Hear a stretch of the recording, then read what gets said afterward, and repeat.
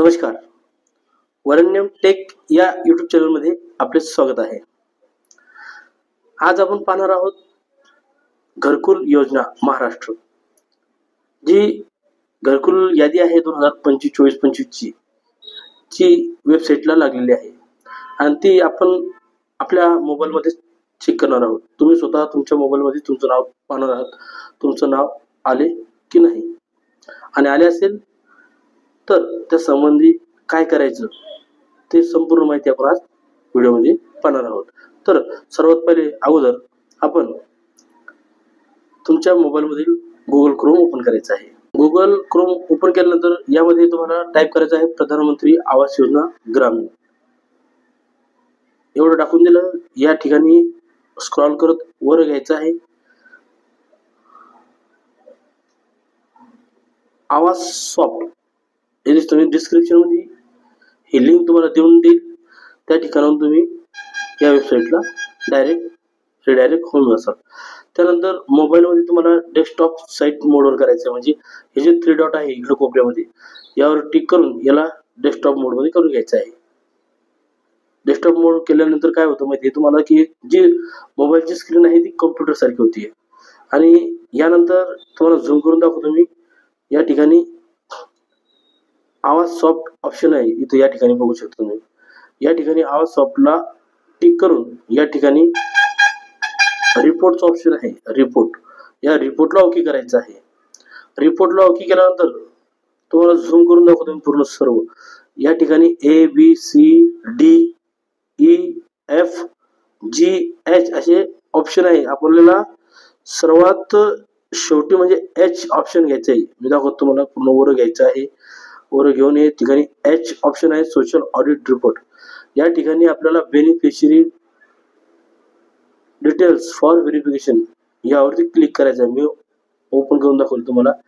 आणि या ठिकाणी पेज ओपन होईल. या ठिकाणी तुम्हाला परत झूम करून दाखवतो तुम्हाला. महाराष्ट्र म्हणून ऑल स्टेट तुम्हाला महाराष्ट्र निवडायचं आहे. महाराष्ट्र निवडल्यानंतर या ठिकाणी परत तुम्हाला झूम करून दाखवतो सर्व. महाराष्ट्र झाल्यानंतर तुमचा जिल्हा निवडायचा आहे. जो जिल्हा आहे तो निवडायचा आहे. त्यानंतर तुमचा तालुका निवडायचा आहे.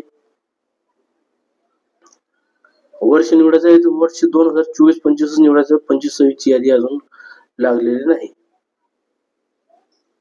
त्यानंतर इथे तुमचा तालुका निवडायचा आहे. तालुका झाल्यानंतर तुमचं गाव निवडायचं आहे.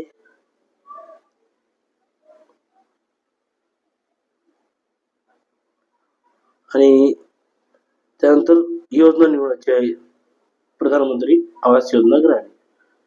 त्यानंतर जो कॅप्चा आहे, इथं कॅप्चा कसा टाकायचा ते सांगतो तुम्हाला मी. या ठिकाणी बेरीज आहे, 20 आणि 50 70. मायनस असेल तर मायनस करायचं, बेरीज असेल तर बेरीज करून इथं त्याचं अंक टाकायचं आहे. इथं आपण 70 टाकणार आहोत. आणि या ठिकाणी सबमिटचं ऑप्शन आहे. या ठिकाणी सबमिट करणार आहोत. सबमिट केल्यानंतर तुम्ही पाहू शकता इथं खाली इथं सर्व यादी आलेली आहे. ही यादी पाहण्यासाठी तुम्हाला डाउनलोड एक्सेल फाईल तसे पाहू शकता, परंतु डाउनलोड एक्सेल फाईल करून घ्यायची. त्याला डाउनलोड एक्सेल केलं तुम्ही मधल्या ह्याच्यात, किंवा PDF करून घ्यायची, डाउनलोड करून घ्यायची. आणि PDF डाउनलोड करून घेतल्यानंतर तुम्हाला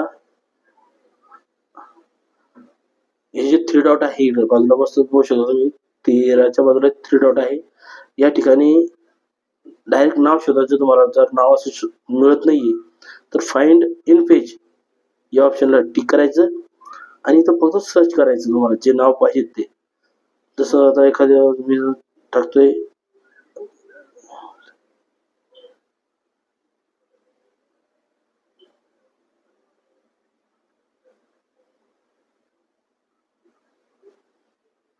नाहीये, तुम्हाला इथं फाइंड मध्ये जो नाव शोधायचं ते नाव पण घ्यायचं.